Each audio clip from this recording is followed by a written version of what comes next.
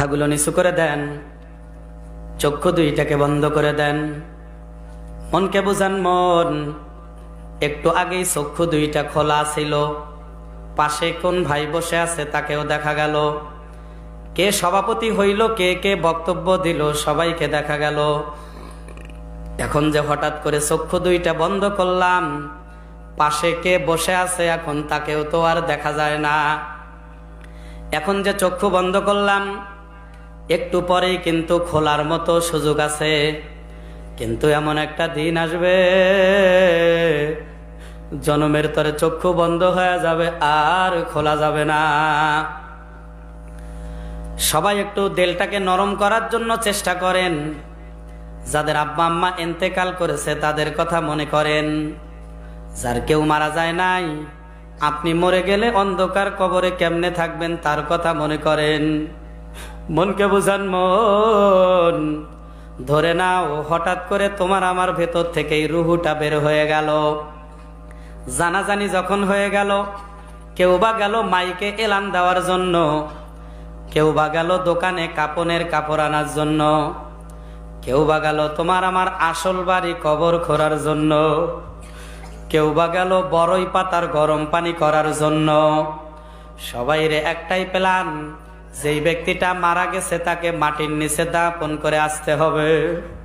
মনকে বুঝাও। মন, ধরে নাও আপনার আমার ভেতর থেকেই হঠাৎ করে রুহুটা বের হয়ে গেল। বড়ই পাতার গরম পানি দ্বারা যখন গোসল করানো হয়ে গেল, কাপনের কাপড়ের মধ্যে যখন পেঁচায়া ফেললো, মাথার দিকে যখন বাঁধন দিল, বুঝায়া দিল, ওরে মন, এই মাথার বেরেন আর দুনিয়াতে কোনোদিন কাজ করবে না। কোমরের মধ্যে যখন বাঁধন দিল, বুঝায়া দিল, ওরে মন, এই কোমর হাত আর কোনোদিন তুমি নড়াইতে পারবা না। পায়ের মধ্যে যখন বাঁধন দিল, বুঝায়া দিল, ওরে মন, এই পায়ের ওপর আর ভর দিয়া কোনোদিন তুমি দাঁড়াইতে পারবা না।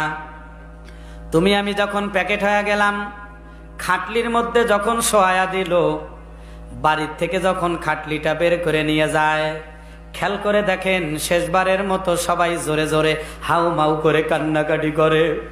সন্তান ডেকে বলে, মা, বাবাকে প্যাকেট করে কই পাঠায়া দিচ্ছ গো মা? আমি কার কাছ থেকে টাকা নিয়ে স্কুল মাদ্রাসায় যাব গো মা? মাও জবাব দিতে পারে না, শুধু ফোপায়া ফোপায়া কান্নাকাটি করে। লাশটাকে যখন বের করে নিয়ে গেল, জানাজার নামাজ যখন শেষ হয়ে গেল, সবাই মিলে খাটলিটাকে ঘাড়ে নিয়ে আসল বাড়ি কবরের দিকে রওনা করলো। খাটলি আগে আগে যায়, শত শত মানুষ পিছনে পিছনে যায়। কেউ কবরে সাথী হবে না, ওই ব্যক্তিটাই কবরে ঢুকবে যেই ব্যক্তি ওই খাটলিতে ঘুমায় আছে। মনকে বোঝাও। মন, ধরে নাও ওই খাটলির মধ্যে আপনি আমি ঘুমায় আছি। একটু পরে যখন কবরের কাছে চলে গেল, দুইজন কবরে ঝাঁপ দিয়া নামবে। ছেলে যদি জাননে বলা হয়, ছেলে বাবার মাথার দিকে নেমে যাবে, কবরে নেমে বলবে, বাবারে দাও, কোলে দাও।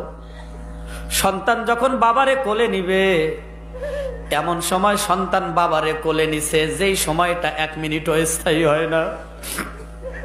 সন্তান বাবাকে কোলে নিয়ে মাটিতে যখন শোয়া দিছে, খেয়াল করে দেখবেন যেই কবরে নিজের ছেলে নামে সেই কবর থেকে উঠতে দেরি হয়। সন্তান বাবার মাথার বাঁধনটা খুলে বাবার মুখটা শেষবারের মতো দেখে নেয়। মাথা সত্তা দিয়া বলে, বাবা, কত কষ্ট করে দুনিয়াতে রেখে তুমি বিদায় নিলা বাবা, আর কোনোদিন দেখা হবে না। এই কথা বলে সন্তান যখন আবার মুখের বাঁধনটা দিয়ে দিল, সবাই কবর থেকে ঝাঁপ দিয়ে উঠে গেল। বাঁশের ছাউনি বিছায়া দিল, হাজার হাজার মন মাটি চাপায়া দিল। দিনের বেলায় যদিও কবর দিল, কবরখানা রাতের মতো অন্ধকার হয়ে গেল। সন্ধ্যা যখন হয়ে গেল, যার যার ঘরে গিয়া শেষে বাতি জ্বালাইবে। আপনার আমার অন্ধকার কবরে আল্লাহ ছাড়া বাতি জ্বালানোর কেউ আপন হবে না। ও মুসলমান বাবারা, পর্দার আড়ালের মা বোনেরা, আপনারা আমার জন্য দোয়া করেন, আমিও আপনাদের জন্য দোয়া করি। আল্লাহ যতদিন দুনিয়াতে জিন্দা রাখবেন, যাতে ইমানি হালতে রাখেন, যেই দিন বিদায় করে নিয়ে চলে যাবেন আল্লাহ যাতে তওবা করে ইমান নিয়ে কবরে যাওয়ার তৌফিক দান করেন। আল্লাহুম্মা আমিন। সবাই একটু হাত তোলেন, চোখের পানি ছেড়ে দেন। কান্না যদি নাও বের হয় কান্নার ভান করেন, কান্নার ভান করেন। দুনিয়ার জমিনে কোনো কাজের মধ্যে ভান করা জায়েজ নাই, কিন্তু এমন একটা দরবারে হাত তুললাম, চেহারাটাকে কান্নার ভান করো, কোনো লস নাই। ও ভাই, অনেকের চোখের পানি, তোমার চোখের মধ্যে কেন পানি নাই? সবাই বাবা মার কথা মনে করে চোখের পানি আনার চেষ্টা করো। রব্বুল আলামিন এক ফোঁটা নাপাক পানি থেকে বনি আদমকে বানাইয়া 2 দিনের দুনিয়ায় ঘুরাইয়া ফিরাইয়া আবার তুমি অন্ধকার কবরে নিয়ে যাইবা। এই দুনিয়াতে আর কাউকে থাকতে দিবা না। ও পর্দার আড়ালের মায়েরা, চোখের পানি ছেড়ে দিয়ে কান্না করো, মনকে বুঝাও। মন, একদিন এই ঘরের দরজা দিয়ে নতুন বউ হয়ে ঢুকছিলা, কত মেয়ে লোকে তোমারে শরবত খাওয়াইছে, কতজনে গরমের দিনে পাখা দিয়া বাতাস করেছে। আবার এমন একটা দিন আসবে ওই ঘরের দরজা দিয়ে মরা লাশ হয়ে বের হয়ে যাবা। রব্বুল আলামিন আলেম ওলামা ইমামদের উদ্যোগে আজকের বিশাল মাহফিলে কুদরতি নজরে তাকায় দেখেন আল্লাহ আপনার বান্দা বান্দি চোখের পানি ছেড়ে কেমনে কান্না করে।